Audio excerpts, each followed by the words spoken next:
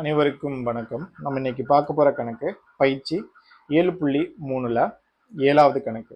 ஆரம் 6 அலகுகள் கொண்ட ஒரு கோளம் ஒரு நேர்வட்ட உருளையினுள் மிக சரியாக பொருத்தப்பட்டுள்ளது எனில் கீழ்கண்டவற்றை கணக்கிடுக.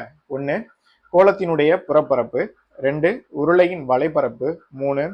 1 மற்றும் 2ல் பெறப்பட்ட பரப்புகளின் விகிதம் காண்க அப்படின்னு சொல்லிட்டாங்க. இப்போ 6 அலகுகள் ஆரம் கொண்ட ஒரு கோளமானது உருளையினுள் மிக சரியாக பொருத்தப்பட்டுள்ளது அப்படின்னு சொல்லிட்டாங்க. இப்போ இதனுடைய ஆரம் எவ்வளவு அப்படின்னு பார்த்தீங்கன்னா ஆர். இங்கே எவ்வளவுதான் இருக்கும் அப்படின்னு பார்த்தீங்கன்னா ஆர் தான் இருக்கும். அப்படின்னா இப்போ உயரம், இப்போ ஹச் ஈக்குவல் டு உயரம், இங்கே ஒரு ஆறு, இங்கே ஒரு ஆறு, இப்போ 2 ஆர் சேர்ந்ததான் நம்மளுக்கு என்னன்னு சொல்லிடும்னா உருளையினுடைய உயரம். இப்போ தீர்வு. இப்போ ஃபர்ஸ்ட் கொஸ்டின் என்ன கேட்டிருக்காங்கன்னா கோளத்தினுடைய புறப்பரப்பு அப்படின்னு கேட்டிருக்காங்க. இப்போ கோளத்தினுடைய ஆரம் எவ்வளோன்னு சொல்லிட்டாங்கன்னா கோளத்தின் ஆரம் எவ்வளவு? 6 அலகுகள். 6 அலகுகள். இப்போ எனக்கு கோளத்தினுடைய புறப்பரப்பு கண்டுபிடிக்கணும். கோளத்தின் புறப்பரப்பு ஈக்குவல் டு கோளத்தினுடைய புறப்பரப்பு கண்டுபிடிக்கிறதுக்கான ஃபார்முலா என்னன்னா 4/r². இப்போ நம்மளுக்கு 6 அலகுகள் அப்படிங்கிறதுனால இப்போ நம்மளுக்கு இங்கே அப்ளை பண்ணாலும் ஆறுடைய மதிப்பு என்ன தான் வரப்போகுது? ஆர். ஸோ இப்போ சதுர அலகுகள் அப்படின்னு சொல்லிடலாம். சதுர அலகுகள். சரி, இப்போ ஃபர்ஸ்ட் கொஸ்டின் முடிஞ்சிச்சு. ரெண்டாவது கொஸ்டின், இப்போ உருளையினுடைய வலைப்பரப்பு அப்படின்னு கேட்டிருக்காங்க.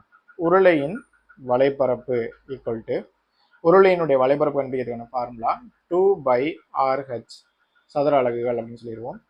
இப்போ 2/r இன்டு ஹச்சினுடைய மதிப்பு எதுக்கு ஈக்குவலாக இருக்குன்னு சொல்லியாச்சுன்னா 2 ஆரங்களுக்கு சமமாக இருக்கும். அப்படின்னா இப்போ இங்கே ஆன்சர் என்னது? 2r. இப்போ 2 2s are 4/r into r என்ன வந்துடும்? r². இப்போ சதுர அலகுகள். இப்போ மூணாவது கொஸ்டின் என்ன கேட்டிருக்காங்கன்னா பரப்புகளினுடைய விகிதம் என்னன்னு கேட்டிருக்காங்க. பரப்புகளின் விகிதம். இப்போ பரப்புகளின் விகிதம் ஈக்குவல் டு இப்போ 1ல் பெறப்பட்ட பரப்பு எவ்வளோ அப்படின்னு பார்த்தீங்கன்னா 4/r². இப்போ 2ல் பெறப்பட்ட பரப்பு எவ்வளவு? 4/r². அதை கேன்சல் பண்ணோம் அப்படின்னு பார்த்தீங்கன்னா ஆன்சர் என்ன வரும்னா 1/1. விகிதம் அப்படின்னு கேட்டிருக்கிறதுனால இதை 1:1 அப்படின்னு சொல்லி முடிச்சு